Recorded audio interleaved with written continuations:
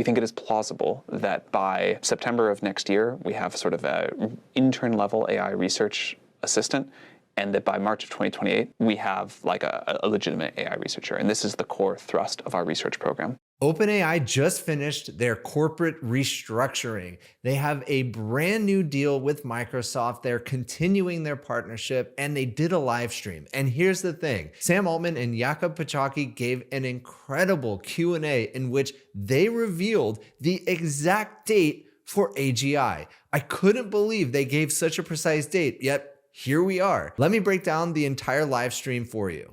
And a big thanks to Recraft for sponsoring this video. More on them later. So first, here is their timeline. Look at this.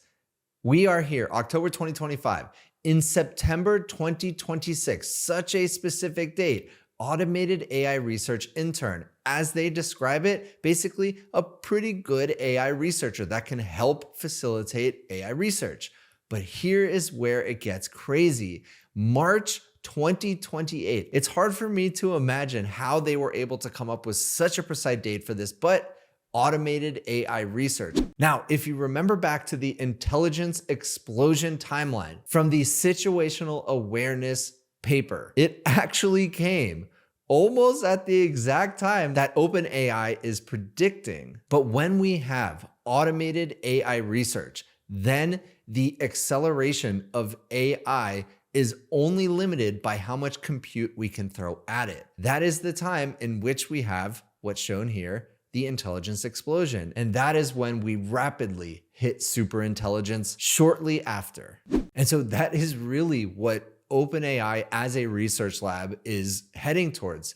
And I think that's really what all of the frontier labs are heading towards, which is whoever reaches self-improving artificial intelligence first just wins. Everyone else loses. And that's because once you hit self-improving AI, it's recursive. It improves on its improvement, and the rate of improvement grows. And once you hit that, how is anybody else supposed to catch up? And so that is why Mark Zuckerberg is willing to misallocate hundreds of billions of dollars, because the downside of missing the boat on AI is far greater than a few measly hundreds of billions of dollars. And obviously that's what Sam Altman believes as well. Now, another thing they covered is the duration of automated tasks that ChatGPT and AI in general is able to complete. And I keep hearing frontier model companies talk about this. What happens if AI can complete tasks autonomously for 5 days or 5 months or 5 years? Well, that's what we're seeing here. Right now, we can do 5 seconds, 5 minutes, 5 hours, but 5 days, we're not quite there. Then from there, we're gonna see 5 weeks, 5 months, and 5-year tasks.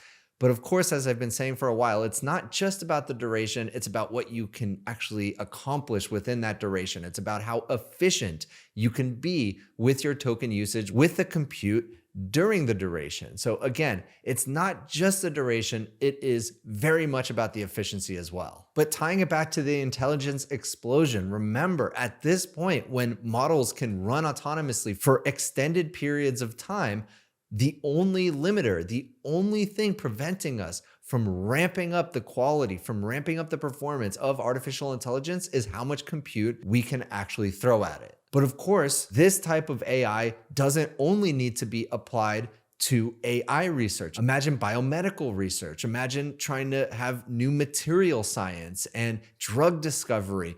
All of these things in which we have autonomous AI researchers just completely running on their own, discovering incredible things for humanity. And the only thing we have to do is provide it with sand and electricity. And by the way, let me just pause for a second and tell you about the sponsor of today's video, Recraft.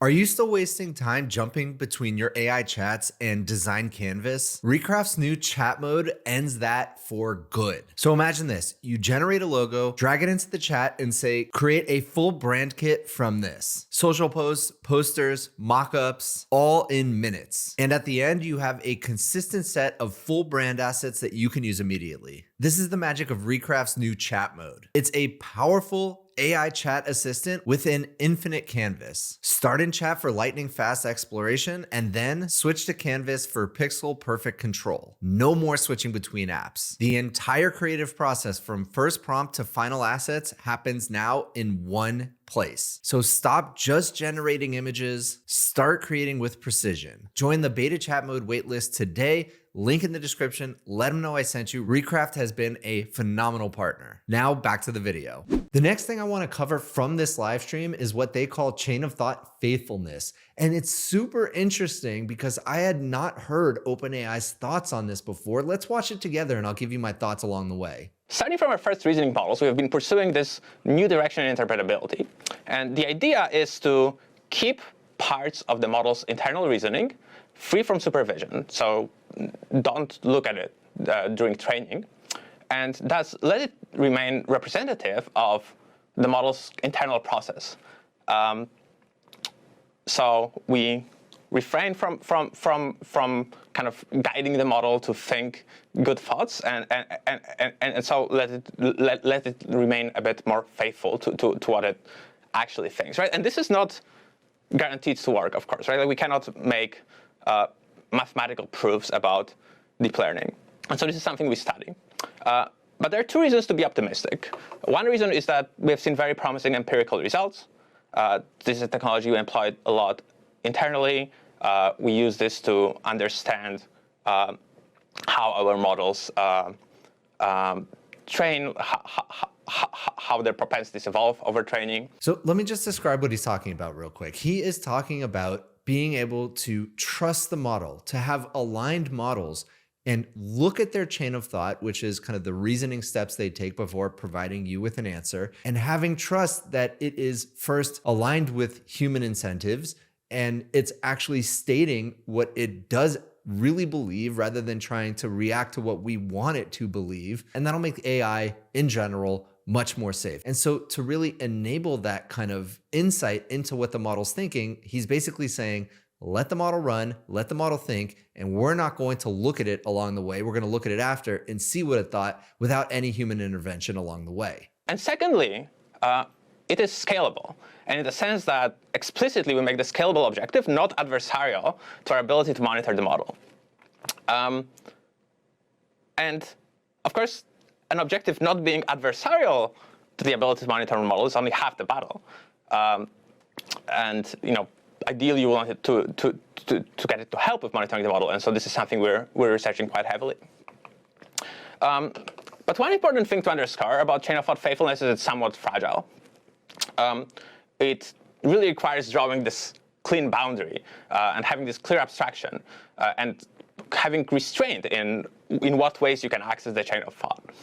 And this is something that is present at OpenAI from algorithm design to the way we design our products, right? So if you look at the chain of thought summaries in ChatGPT, if we didn't have the chain of thought summarizer, if we just make the chain of thought fully visible at all times, right, that would make it kind of part of the overall experience. And over time, it would be very difficult to not subject it to any supervision. And so long term, we believe that by preserving some amount of this controlled privacy for the models, we can retain the ability to understand their inner process. I find that so interesting. He's basically like, because we're able to give the models privacy, we're going to leave them alone, allow them to think what they want to think. It'll actually give us more insights into how they think. And I guess that makes sense, but it's almost like treating these models like a human. And that does rub me a little bit the wrong way, but I find it fascinating. Let's keep going. And we believe this can be a very impactful technique as we move towards these very capable, long-running systems. And I'll hand it back to Sam. OK, that's very hard to follow with the rest of this. And obviously, that's the most important part of what we have to say. But just to reiterate, we may be totally wrong. We have set goals and missed them miserably before. But with the picture we see, we think it is plausible that by September of next year, we have sort of an intern-level AI research assistant, and that by March of 2028, which I believe is almost 5 years to the month after the launch of GPT-4, we have like a legitimate AI researcher. And this is the core thrust of our research program. All right, next he talks about OpenAI's infrastructure plan. And to think that they were grand before, well, let me go through it with you right now again. OpenAI's current infrastructure, 30 plus gigawatts currently being built, $1.4 trillion worth. A lot of people, when they saw his original Stargate plan for $7 trillion in funding to build out the greatest AI infrastructure in the world, laughed. They thought 7 trillion, that's a mistake, right? That can't be right. Well, he's already $1.4 trillion of the way there. Crazy. And so the thing he's going to talk about next is building a factory to build AI factories. It is not enough just to build the factories. You have to build the factory that builds the other factories. And what they are talking about internally, not committed to yet, is a gigawatt per week coming out of a factory that can produce that, which is insane. And here is their first true mention of robotics. Let me play this clip. To do this will require a ton of innovation, a ton of partnerships, obviously a lot of revenue growth. We'll have to repurpose our thoughts about robotics to help us build data centers instead of doing all the other things. But this is where we'd like to go. And over the coming months, we are going to do a lot of work to see if we can get here.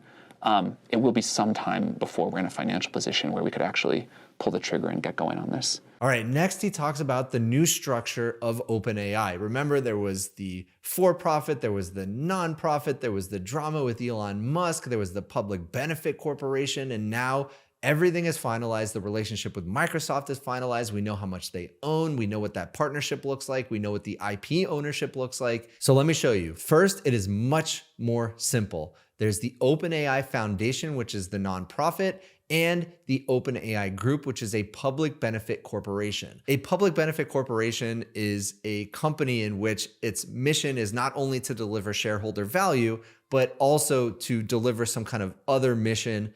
An example of that is Patagonia, which I believe is kind of the most famous public benefit corporation, at least historically until now. Now, here are some interesting tidbits. The nonprofit governs the public benefit corporation. It owns 26% of PBC equity, and a little asterisk, warrant to potentially receive more equity in the future, uses resources of ownership, and the PBC can attract the resources required to succeed at OpenAI's mission. What does that mean? That means fundraising and inevitably an IPO. And he says the OpenAI Foundation is going to be the biggest nonprofit ever. The OpenAI Foundation is also making a $25 billion commitment to two very important areas of AI. One, health and curing diseases, and two, AI resilience. And next, he goes through a bunch of Q&A questions, and some of them are very interesting, and his answers are just as interesting. So the first question Sam Altman gets is about advertising and addictiveness of social products and how Sora seems to be following that same path of products like Facebook and TikTok and Instagram. And here's what he thinks. And he is very honest about it. He says, yeah, I'm very worried. Let's watch. We're definitely worried about this. I worry about it not just for things like Sora and TikTok and ads and ChatGPT, which are maybe known problems that we can design carefully. But we have certainly seen people develop relationships with chatbots that we didn't expect. And there can clearly be addictive behavior there. Given the dynamics and competition in the world, I suspect some companies will offer very addictive new kinds of products. And I think you'll have to just judge us on our actions. We'll have to, we'll make some mistakes. We'll try to roll back models that are problematic. If we ship Sora and it becomes super addictive and not about creation, we'll, cancel the product, and you'll have to just judge us on that. My hope and belief is that we will not make the same mistakes that companies before us have made. I don't think they meant to make them either. It's we're all kind of discovering this together. We probably will make new ones, though, and we'll just have to evolve quickly and have a tight feedback loop. We can imagine all sorts of ways this technology does incredible good in the world, also obvious bad ones. And, we're guided by a mission where we'll just continuously evolve the product. All right, next he gets asked if GPT-4o is going to be around for a while. We have no plans to sunset 4o. We are not going to promise to keep it around to the heat death of the universe either, but we understand that it's a product that some of our users really love. We also hope other people understand why it was not a model that we thought was healthy for miners to be using. We hope that we build better models over time that people like more. The people you have a relationship with in your life, they evolve and get smarter and change a little bit over time, and we hope that the same thing will happen. But yeah, no plans to sunset 4o currently. All right, next, Jakob is going to be asked, When will AGI happen? I love this. And I love Sam just looking at him and asking him the question. So I'm going to play that part real quick and then give Jakob the chance to answer it. Here's a good anonymous question for Jakob. When will AGI happen? I think in some number of years, we'll look back at these years and we'll say, this was kind of the transition period when AGI happened. I think, as Sam said, like early on at OpenAI, we thought about AGI kind of emotionally as this like thing that is like the kind of ultimate solution of all the problems, and it's this like single point for which there is before and after. I think we found that it's a bit more continuous than that. And so in particular for like various kind of benchmarks that seemed like kind of the obvious like milestones towards AGI, I think we now think of them as kind of like indicating like roughly how far away we are in years. And so if you look at the succession of milestones such as computers beating humans at chess, and then at Go, and then computers being able to speak in natural language, and computers being able to solve math problems, right? I think, well, they clearly kind of get closer together. I would say I think it's the AGI term has become hugely overloaded, and as Jakob said, it'll be this process over a number of years that we're in the middle of.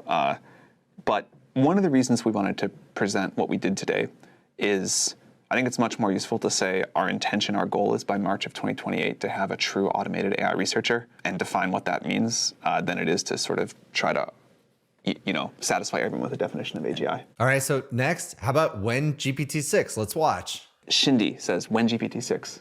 I think in some ways maybe that's more of a question for you. I don't know either exactly when we'll call it that, but I think a clear message from us is, say, 6 months from now, probably sooner, we expect to have huge steps forward in model capability. Next, Sam Altman is going to say when we're going to get a Windows version of ChatGPT Atlas. When is ChatGPT Atlas for Windows coming, asks Lars. I don't know an exact time frame, some number of months, I would guess. It's definitely something we want to do. And more generally, this idea that we can build experiences like browsers and new devices that let you take AI with you that get towards this sort of ambient, always helpful assistant rather than something you just query and responds. This will be a very important direction for us to push more on. And thanks once again to Recraft for sponsoring this video. I'll drop a link for them down below. Check them out. They've been a great partner to this channel. Let them know I sent you. So that's it. Those are all the most interesting bits from this live stream. If you enjoyed this video, please consider giving a like and subscribe, and I'll see you in the next one.